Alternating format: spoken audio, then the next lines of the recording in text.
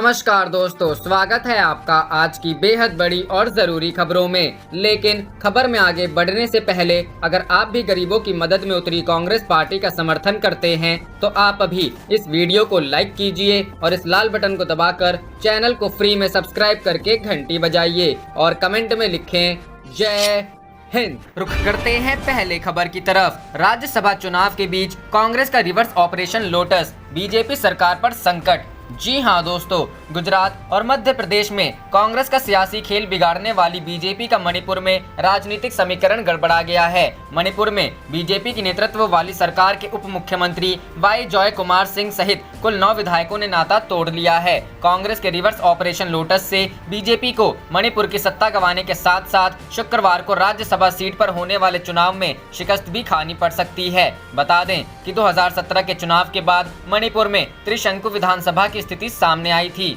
28 विधायकों के साथ कांग्रेस नंबर 1 पार्टी बनकर उभरी थी, जबकि बीजेपी के 21 विधायक जीतकर आए थे। लेकिन बीजेपी ने सभी गैर कांग्रेसी विधायकों को अपने पाले में लाकर सरकार बनाने में सफल रही थी।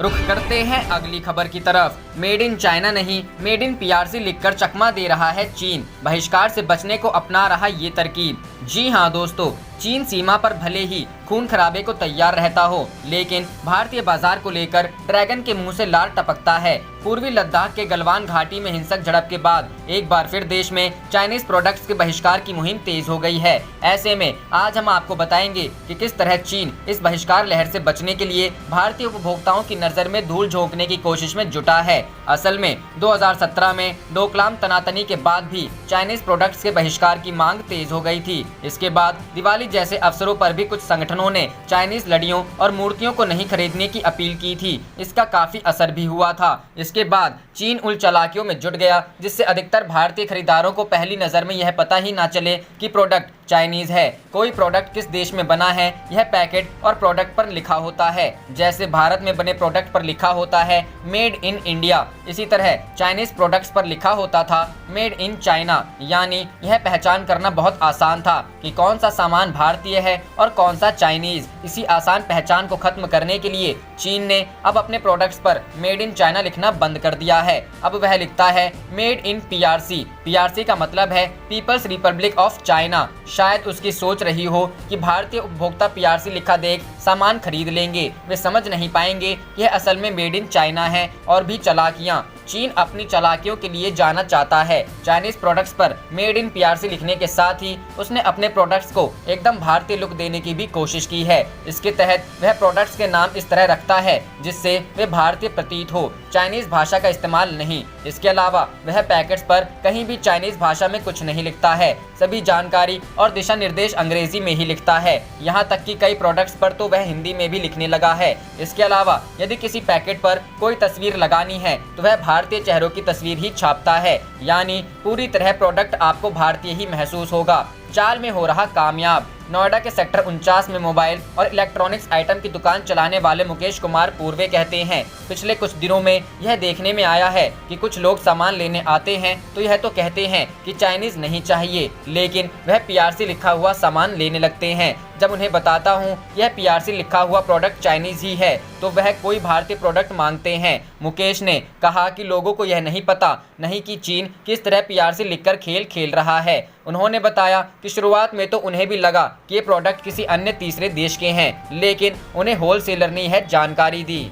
रुख करते हैं अगली खबर की तरफ। गलवान घाटी, 20 सैनिकों की शहादत पर बोले राहुल, पीएम चुप क्यों हैं? चीन की हिम्मत कैसे हुई? जी हां दोस्तों, पूर्वी लद्दाख में सोमवार रात गलवान घाटी में चीनी सैनिकों के साथ हिंसक झड़प में भारतीय सेना के एक कर्नल सहित 20 सैनिक शहीद हो गए। इस घटना के बाद से पूरा देश गुस्से में है और विपक्ष प्रधानमंत्री नरेंद्र मोदी से चीन पर कड़ी कार्रवाई करने की मांग कर रहा है। इस बीच कांग्रेस के पूर्व अध्यक्ष राहुल गांधी ने भी ट्वीट कर कई सवाल पूछे हैं। राहुल ने कहा है कि इस घटना पर पीएम चुप क्यों हैं? राहुल गांधी ने क्या कहा है? राहुल गांधी ने आज सुबह ट्वीट करके कहा है, पीएम चुप क्यों हैं? वह क्यों छिप रहे हैं? अब बहुत हो गया है। हमें यह जानना होगा कि क्या हुआ है। चीन ने हमारे सैनिकों को मारने की हिम्मत कैसे की, हमारी जमीन लेने की उसकी हिम्मत कैसे हुई। पूर्वी लद्दाख में सोमवार रात गलवान घाटी में चीनी सैनिकों के साथ हिंसक झड़प में भारतीय सेना के एक कर्नल सहित 20 सैनिक शहीद हो गए। पिछले 5 दशक से भी ज्यादा समय में सबसे बड़े सैन्य टकराव के कारण क्षेत्र में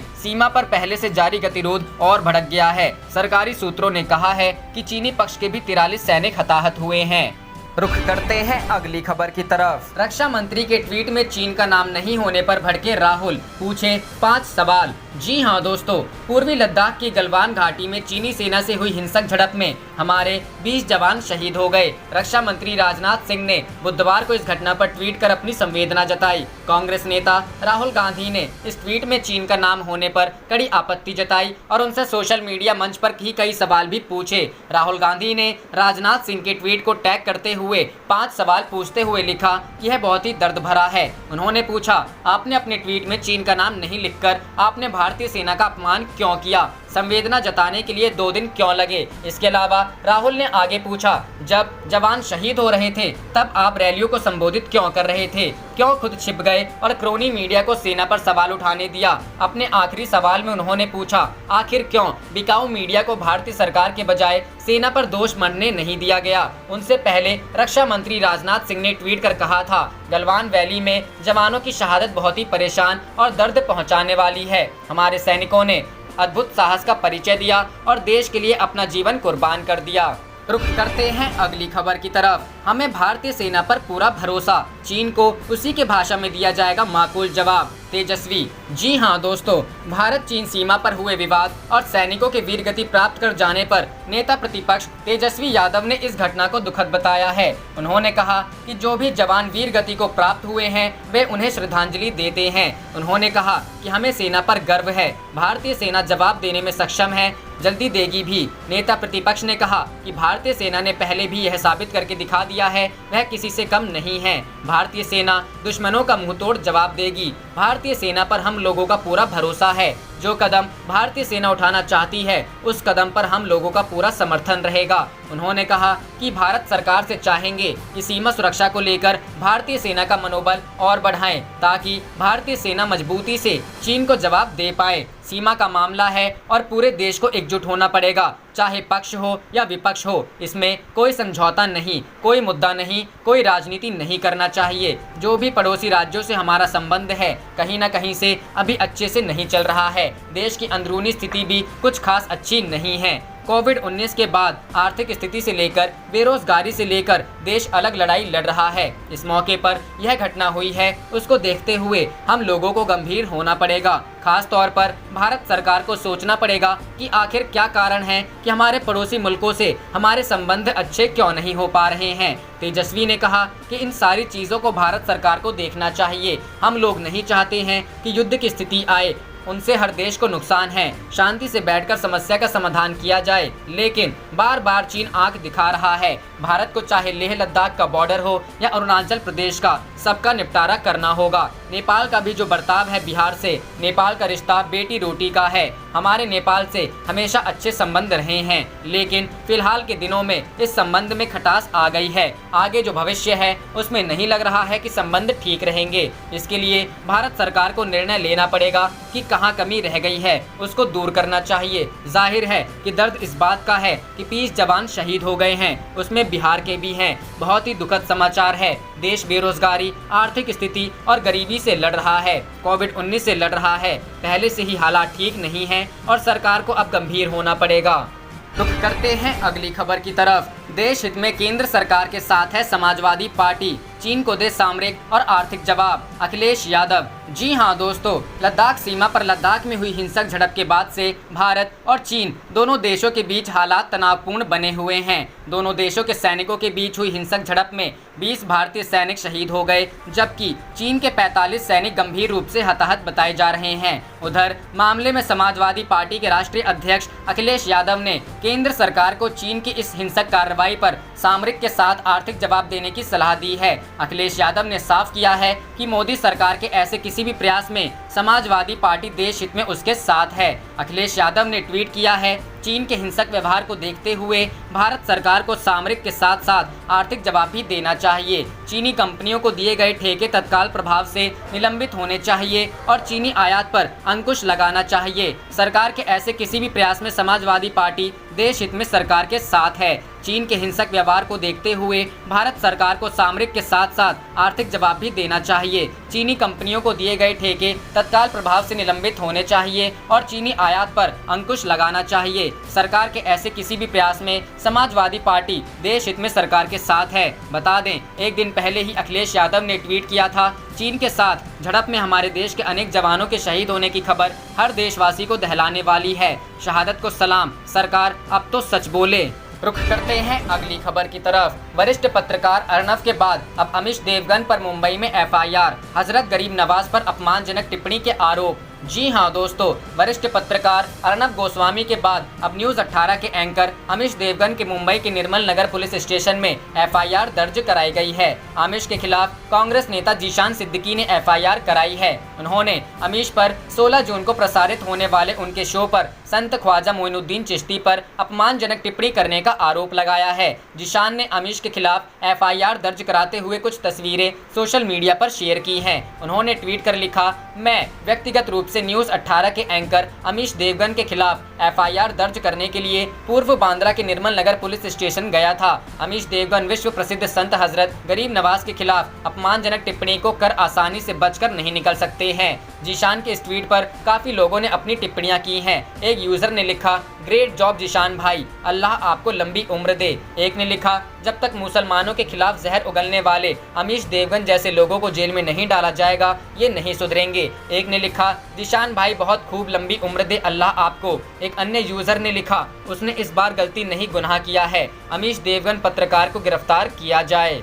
रुख करते हैं अगली खबर की तरफ। मुंबई बैंक फ्रॉड केस में बीजेपी नेता मोहित कंबोज के आवास पर सीबीआई का छापा। जी हां दोस्तों, 57 करोड़ रुपए की बैंक धोखाधड़ी का मामला है। सीबीआई ने मुंबई में 5 ठिकानों पर छापेमारी की। केंद्रीय जांच ब्यूरो ने 57 करोड़ रुपए की बैंक धोखाधड़ी के मामले में मुंबई के 5 ठिकानों पर छापेमारी की है। सीबीआई ने जिन ठिकानों पर छापा मारा है उनमें से एक भारतीय जनता पार्टी के महासचिव मोहित कंबोज का आवास भी है। सीबीआई ने कहा, अभियुक्तों के आवासीय और आधिकारिक परिसरों में तलाशी ली गई है, जिसमें एक प्राइवेट कंपनी भी शामिल है। छापेमारी में संपत्ति, लोन, विभिन्न बैंक खाते और लॉकर की चाबियों समेत संदिग्ध दस्तावेजों की बरामदगी हुई है। सीबीआई ने बैंक ऑफ इंडिया की ओर से दी गई शिकायत के आधार पर एफआईआर दर्ज की है। बैंक ने जिनके खिलाफ शिकायत की थी उनमें एवियन ओवरसीज प्राइवेट लिमिटेड नाम की कंपनी है, जिसे अब मेसर्स बागला ओवरसीज प्राइवेट लिमिटेड के नाम से जाना जाता है। इस शिकायत में कंपनी के प्रबंध निदेशक भाजपा नेता मोहित कंबोज,